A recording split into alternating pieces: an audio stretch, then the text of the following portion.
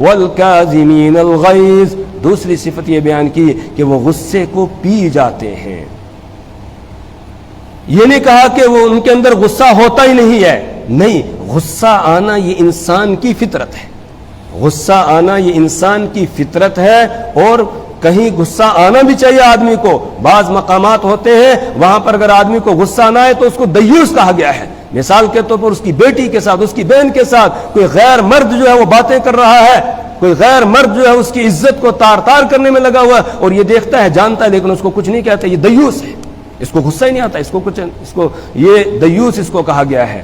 تو غصہ بعض مقامات پر آنا ضروری ہے، بعض مقامات پر غصہ آنا ضروری ہے، لیکن غصے کو کنٹرول میں رکھنے کا حکم دیا گیا۔ والکاظمین الغیظ، وہ غصے کو پی جاتے ہیں، یعنی غصہ جب ان کو آتا ہے تو اس وقت وہ غصے کو کنٹرول کرتے ہیں، اپنے اوپر وہ قابو رکھتے ہیں، غصے کا اظہار وہ کرتے نہیں ہیں۔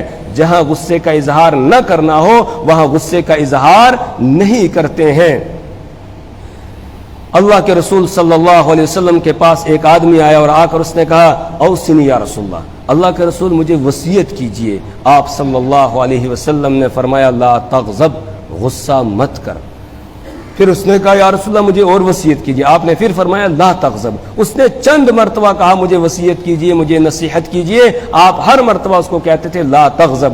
آپ کے پاس جو آدمی اس طریقے سے کوئی بات پوچھنے کے لیے آتا یا یہ کہ نصیحت کرنے کے لیے کہتا تو آپ سامنے والے کے احوال اور حالات کو دیکھ کر پھر اس کے مطابق نصیحت فرماتے تھے، تو اس آدمی کو غصہ زیادہ آتا ہوگا، اس لیے اللہ کے رسول صلی اللہ علیہ وسلم نے فرمایا لا تغضب، غصہ نہ کرو۔ اسی طریقے سے اللہ کے رسول صلی اللہ علیہ وسلم نے فرمایا لیس الشدید بالسرعہ، کہ کوئی آدمی میدان میں کسی کو پچھاڑ دے وہ پہلوان نہیں ہے۔ پہلوان وہ نہیں ہے کہ جو میدان میں کسی کو، اکھاڑے میں کسی کو پچھاڑ دے، نیچے گرا دے، وہ پہلوان نہیں ہے۔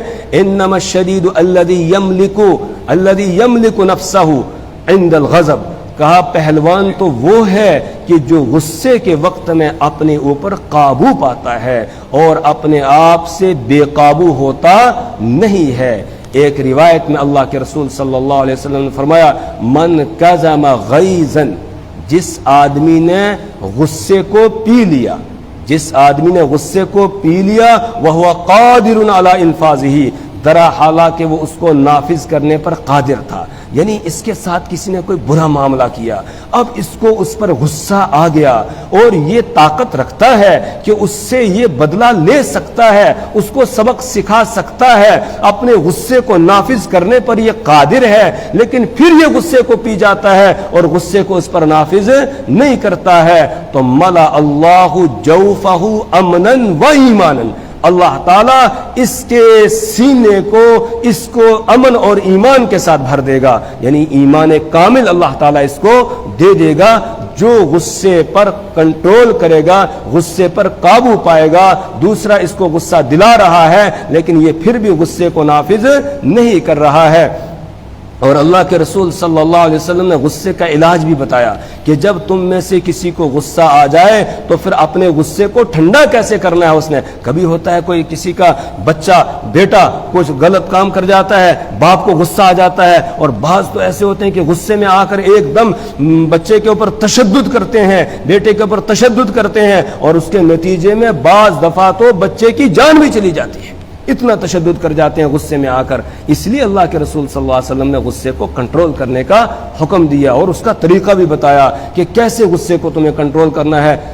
بعض دفعہ کوئی استاد ہوتا ہے، شاگرد کے اوپر غصہ آ جاتا ہے، اتنا غصہ آ گیا کہ اس کا نقصان کر دیتا ہے، کسی کی آنکھ پھوڑ دیتا ہے، کسی کو کچھ کر دیتا ہے، تو اس لیے غصے کے وقت میں کسی کو مارنا اس کی بھی اجازت نہیں۔ حضرت تھانوی رحمہ اللہ نے فرمایا جب غصہ آ جائے تو ماں باپ کو بھی چاہیے اور استاذ کو بھی چاہیے کہ اس وقت وہ کسی کو سزا نہ دے، ہاں جب غصہ ٹھنڈا ہو جائے اس کے بعد پھر مصنوعی غصہ بنا کر غصے کو ظاہر کر کے پھر ہلکی سی سزا دے دے۔ کیوں؟ اس لیے کہ جب آدمی غضب میں آ جاتا ہے، غصے میں آ جاتا ہے، طیش میں آ جاتا ہے تو پھر اس کو ہوش نہیں رہتا ہے، پھر ایسا تشدد کر بیٹھتا ہے کہ بعد میں پھر اس کو پچھتانا پڑتا ہے۔ تو اس لیے کہا غصے کو ٹھنڈا کرو. آپ نے فرمایا ان الغضب من الشیطان، غصہ کس کی طرف سے ہے؟ شیطان کی طرف سے ہے. وَإِنَّ الشَّيْطَانَ خُلِقَ مِنَ النَّارِ، اور شیطان کو پیدا کیا گیا ہے کس سے؟ آگ سے. وَإِنَّمَا النَّارُ يُطْفَأُ بِالْمَاءِ، اور آگ کو بجھایا جاتا ہے کس سے؟